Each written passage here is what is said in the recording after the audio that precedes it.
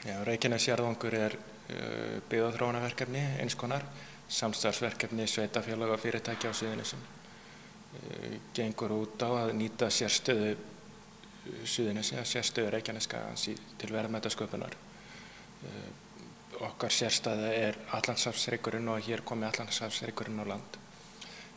Þetta einstakt jarðfræði undur og ætlunin að sækja aðild og við höfum gert það, við höfum sótt aðild að alþjóðlegum samtökum jarðvanga. Það gerðar miklar kröfur til okkar frá þessum samtökum og við erum að vinna í því að uppfylla þær þessa dagana.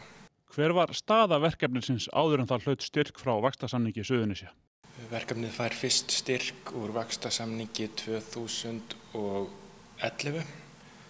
Var þá hugmynd, hafi verið rætt það í mörg ár að búa til einhvers konar svona jarðminjagarði hérna á svæðinu, en kannski ekkert orðið úr framkvæmd og síðan þá hefur verið ráðinn verkefnastjóri og við höfum sótt aðild að þessum samtökum að lokinni mikilli vinnu við að safna gögnum og stefnumótunarvinnu.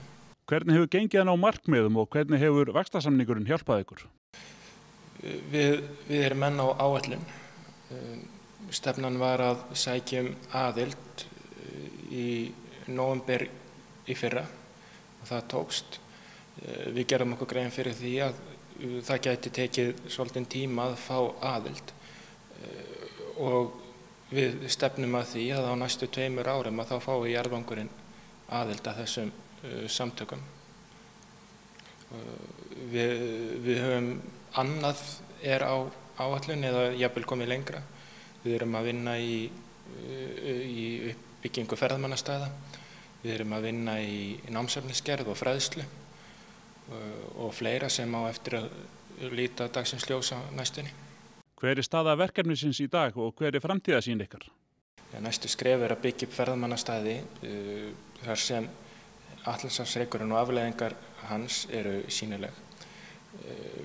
Næstu skref líka að auka við fræðsluefnið sem í boði, bæði fyrir ferðamenn en líka almenningi hérna á svæðinu og upplýsa fólk það hversu merkilegt og einstakt á heimsvísu þetta svæði